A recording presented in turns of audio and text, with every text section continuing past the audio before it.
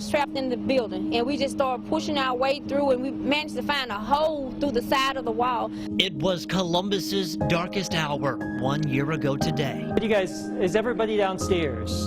A large EF3 twister roaring through downtown, even knocking WCBI off the air.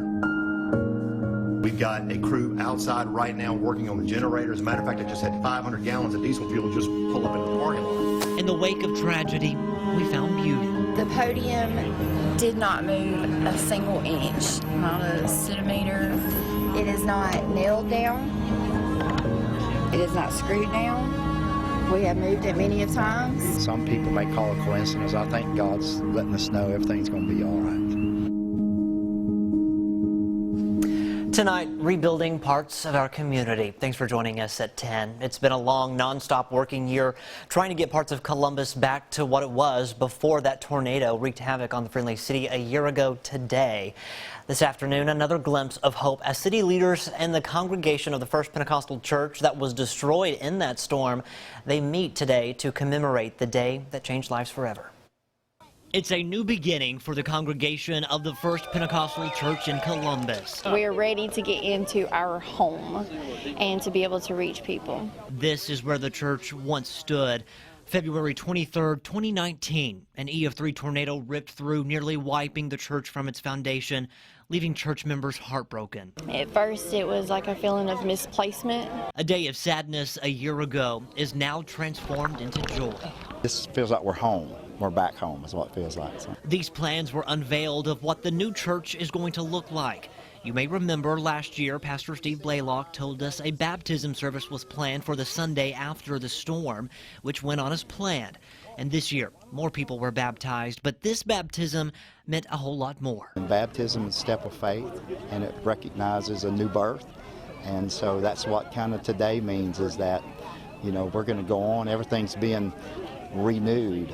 Pastor Blaylock says it's been a tough road, but their faith never wavered. The storm didn't destroy our church, it just destroyed the building. And we're stronger spiritually, we're stronger individually as people together. One thing that kept them strong was the sign churchgoers say God left them after the storm, the pulpit that was left unscathed. I will never forget the podium, and I still tell people about it, even when I go to work, because you have to believe that it's something bigger. I have that podium. We've got it saved and cleaned up, and we'll use it in our new sanctuary. But it's a reminder to all of us that God's doing something new, doing something fresh, and we're going to have a new start, a new building. And Jacob, what a blessing it was to be a part of that, be there with them today. Now, as soon as the ground is dry enough, they'll get that dirt work started, and they hope to be in that church within the year. Now, we also want to mention that more than 400 people were impacted by this storm. Homes, businesses, all damaged. And this is some of that damage that we're getting a look at here from the drone footage here. And the Hunt Intermediate School, that's the Sim Scott Park right there, I believe. Just devastation. Yeah, there's the school right there. You can see how it just ripped the roof off, and the destruction was just something that I don't think this town has seen in quite some time.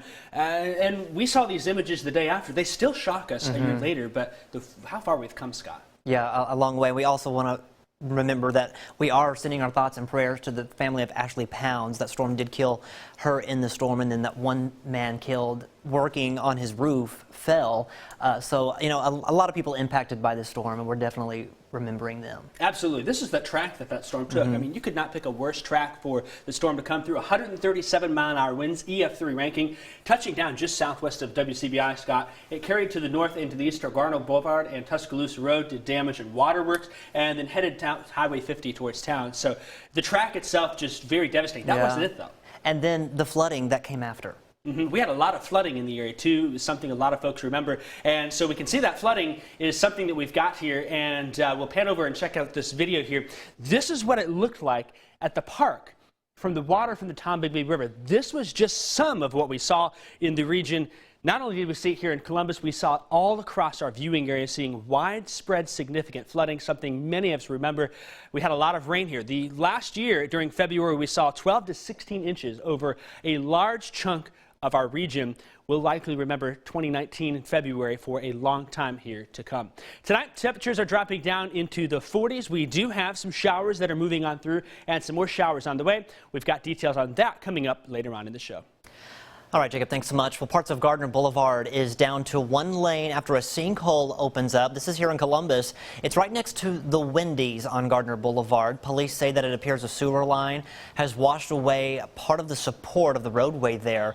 Now, the hole, we're told, is about 3.5 feet wide and 8 feet deep. No word on exactly how long it may take for those repairs. And a landslide forces a Choctaw County road to shut down. This is Highway 9 North, about 6 miles north of Highway 12. It is closed while crews repair that part of the roadway after that landslide. Now, MDOT says that the recent rains are to blame for that landslide. This road is between Ackerman and Eupora. The highway is closed to through traffic between Reform and Sturgis Road and State Route 790. Troopers say that stretch of road could be closed for about a month. It just depends on how bad that damage is. New tonight, dozens of people were hospitalized due to a major gas leak. This in Yazoo County. Gerald Harris has more on what officials believe may have caused this leak. Now, this is ground zero where the pipeline explosion happened along Mississippi 433 that caused many to evacuate. It really had like a rotten egg smell. After around 300 people evacuated, folks returned to their homes hours after a carbon dioxide pipeline operated by Denbury onshore in Yazoo County burst. We had to evacuate people here in Satartia and just outside of Satartia. We had a couple of folks that actually run up in it in their vehicles. The low oxygen in the air, the vehicle won't run. So we did do some rescues. Satartia's Mayor Kathy Nesbitt said it was a scary set of circumstances. People started noticing a funny smell. They blamed it on the paper mill that comes in, but it didn't quite smell right. And several stepped outside to see what is it, and they started noticing they were getting very short of breath. The pipe immediately shut down as a built-in mechanism prevented the gas from spreading any further. And having it capped off, which, you know, I'm sure saved a lot of people. So we're just thankful and grateful, feel blessed that, you know, we're still alive and that we weren't at home at the time. And the wet weather may be to blame for the line break. Right now, everything would be speculation.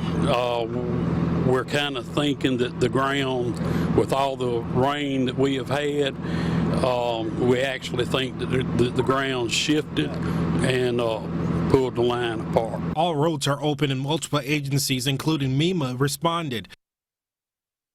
Now to Los Angeles. Tomorrow, thousands of people are expected to pack the Staples Center to say a final farewell to Kobe Bryant. Brandon Lewis talked with fans who got tickets to the event. I'm very lucky that I will be there that day to give him his last goodbye. Edith Castaneda was one of 20,000 people who snagged a seat for Kobe Bryant's celebration of life. I was shaking. I even cried. I couldn't believe it. More than 100,000 people wanted to get in. Prices ranged from $24.02 up to $224. Each number symbolic with either Bryant's jersey or his daughter Gianna. Just like it's no accident this is happening on February 24th, or 2/24. He was an inspiration to me. You know, he got me into playing basketball, wheelchair basketball. So the ceremony starts at 10 a.m. and organizers are asking fans to arrive early. We still don't know who will speak or perform during the 2.5-hour-long event that they're branding as a celebration of life befitting this Los Angeles icon. You know, one man who could touch anything and just bring excitement to a person's life, that was him. More than 250,000 fans came to pay their respects last month immediately after Bryant and 8 others were killed in a helicopter crash near Calabasas. This time, though, the city is urging people without tickets to stay away and not leave memorabilia behind. Do not impact the rest of the Los Angeles downtown community by trying to come here and be part of something that you'll not be a part of. Fans expect an even grander celebration of life than the ceremony held on January 31st, the first Lakers game since Bryant's death, which is why for those who have a ticket to be part of it are looking forward to this final farewell for a big member of the Los Angeles family taken too soon. He was a very big part of my life, very big part of my childhood, the games, everything, all the emotions he brought to myself, to my family. Well, one sorority is jazzing things up to celebrate Black History Month. We look back at the music over the years in the African American community next. You're watching WCBI News at 10 with Scott Martin. Welcome back, everyone. Black History Month is in full swing, and people have been celebrating all month. The sorority of Delta Sigma Theta held their annual cornucopia of cultural delight today in Starkville. Our Tyler Hall stopped by to see how they're celebrating. The 16th Section Church Family Life Center was the home of a celebration Sunday. But not just a normal celebration, this was a cultural celebration for Black History Month. Not only the culture of African Americans, but the culture of other races as well. So a cornucopia of cultural delight, going back to our culture and how the different cultures can mingle as well. The idea of the cornucopia came from the thesis of Sabrina Campbell, who is chairman of the Arts and Letters Council. Cornucopia of cultural delights trying to address diversity in the schools. So why not bring that out into the community? Why not get it started here so they can see that regardless of the shade of our skin or the color of our skin, our ethnic background or socioeconomic status, we're all human and we're human beings, not racial beings. The event had many guests and a special speaker, a fellow member of the sorority, Senator Angela Turner. The event was also highlighted by the many youth who performed and showcased their talent. It is splendid to have them to show off their talent. I, being a former educator and now a principal, know the importance that we have to grow our youth, and I'm so glad that we have other people investing in the students of this community from both of the communities. They did it with boldness and bravery and made me feel really proud.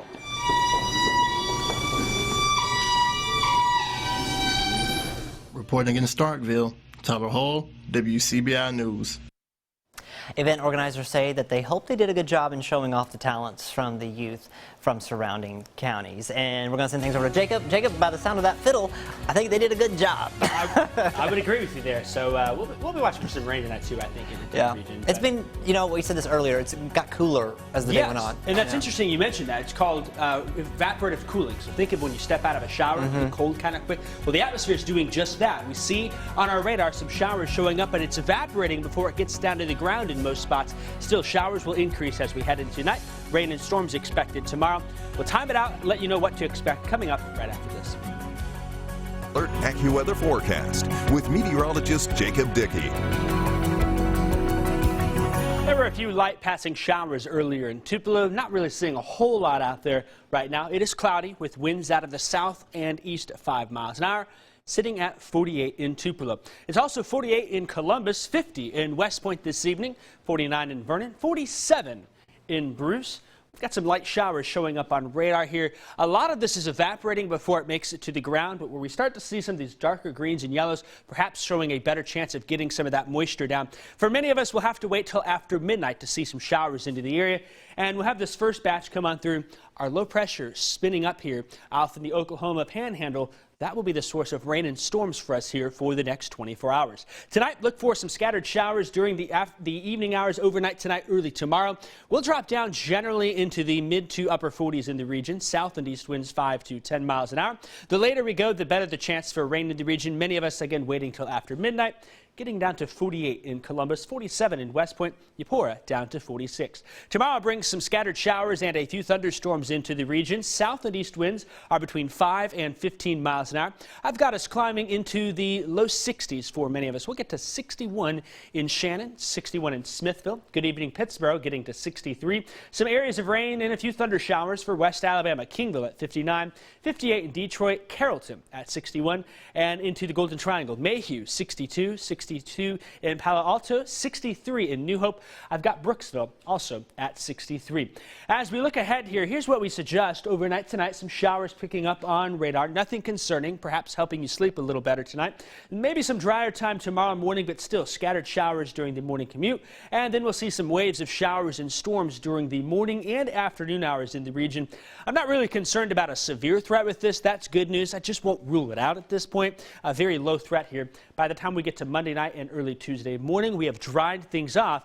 Could see a few more showers by Tuesday night in the region. Though Tuesday, though, looking pretty nice. Sunshine, some clouds out there in the 60s. So with this first round of rain coming through, I expect an inch of rain as our median for the region. That means some spots see less, some spots will see a little bit more.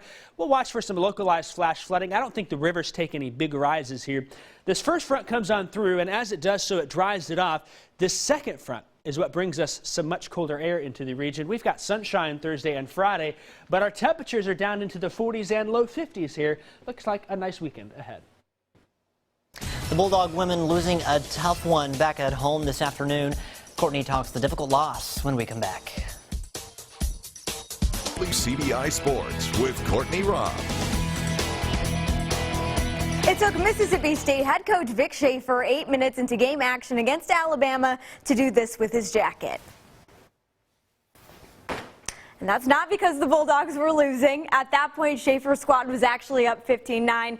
No, it was because of a turnover by guard Jemiah Mingo Young. And that was just an example. Of course, getting the offense rolling is important. However, it's the defense by Schaefer's standards that's the most crucial. And it was the 13 turnovers committed by the Bulldogs that kept a middle-tier SEC team in a race with one of the conference's best. Let's see how that all unfolded in Starkville. MSU taking on Alabama and trying to get another win in the final week of the regular season. Late in the second quarter, forward Jasmine Walker finds forward Aria Copeland. MSU up 35-24. A minute remaining. Forward Zaria Wiggins driving the spin move J. It's 37-27 Mississippi State. Start of the third, guard Jordan Danbury with the transition layup. The and one opportunity. MSU up by 12. And 7 minutes remaining in the third quarter. Guard Sierra Johnson, the drive, the kick out to Walker, pulls up, splash. It's 41-33 Mississippi State. A few plays later, guard Jordan Lewis driving, the finish at the cup, and one while she's at it. It's 41-36 Bulldogs. State answers right back. Wiggins, the dump down pass to Jessica Carter. The finish at the rim. It's 45-38 MSU. Late in the third, Johnson, the one-hand assist to Walker for three. Money. It's 47-45 Mississippi State.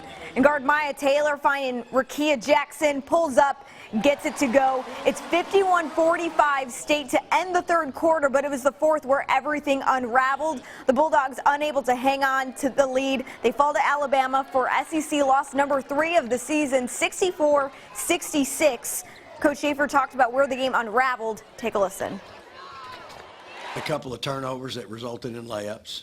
You know, for them, easy buckets. I mean, we can't even defend them. They're out top or they're on the side, and you know, we had some real bad turn. We missed some layups, missed a layup or two. We had a couple bad shots that we took, and we couldn't get stops. You know, that was the thing. They outscored us 21-13 in the fourth, and just you can't dig in. My teams in the past, we just dig in. When it gets hard and it gets tough, that's when it just gets right for us. That's not the case with this young group.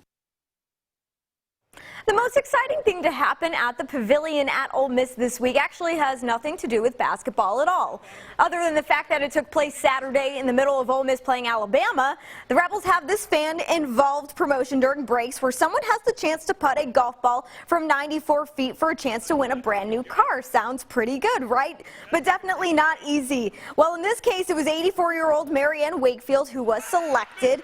While many often miss the 90-foot putt, Marianne sank it, winning herself a brand new Nissan Altima. The crowd going completely nuts. Naturally, how could you not? Which is good for the fans since unfortunately Ole Miss did fall to the Crimson Tide 103-78. It was actually the only time they've given up over 100 points inside the Pavilion. However, I think the best part of this all was just simply her fantastic reaction. The Diamond Dogs going for the series sweep against Oregon State this afternoon. I've got all that action when we come back right after the break. Welcome back. Game 3 between Oregon State and Mississippi State. The Bulldogs going for the weekend sweep, top of the 6th. Bases loaded and 1 out. Outfielder Micah McDowell grounding it into a 5-4-3 inning, ending with a double play. Bottom of the 6th, 2 outs. Nathan Burns pitching. Outfielder Tanner Allen with the base hit into left field. The inning able to stay alive for the Bulldogs. And then the next batter, infielder Justin Foscue skies one this out into right. comes down and drops for an RBI double. The ball game all knotted up at 2. Let's head to the top of the 8th. Jared Schemper pitching. Fielder Andy Armstrong pops this single out into center field. And then the next batter, infielder Richie Mascarenas, singling that one out. Oregon State rolling in game 3. 2 outs, 2 on for Oregon State. Jackson Forrester pitching. Catcher Troy Clonch rockets one to center. Rowdy Jordan runs into the center field wall. Can't get there in time. Drops the ball. 2 more able to score for the Beavers. And the Beavers go up 6-2. Oregon State takes game 3 of the series, 7-2 the final. Here's some reaction from the Bulldogs after the game. We struck out a little bit more than we normally do this weekend, and we're going to fix that. We're off tomorrow. We'll fix that Tuesday before the game. We're going to work on 2-strike approach and BP and everything, because that's not who we are. We don't strike out, and we take that personal because we're known around the country. These guys are hard to strike out, and we struck out a little bit. And today, it got us beat. Our group plays real consistent, so, but I just thought we were flat, and you can't be flat against a really good team, and that's what Oregon State showed that today. You get to tip your hat to them to, lose 2 games and come out in our environment and play the way they did, because they pitched well, they defended well, and then they, against Eric it's pretty tough early, but late in the game they had some great at-bats. Continuing on the diamond, this one over in Oxford, 15th ranked Ole Miss looking for the series sweep against Xavier.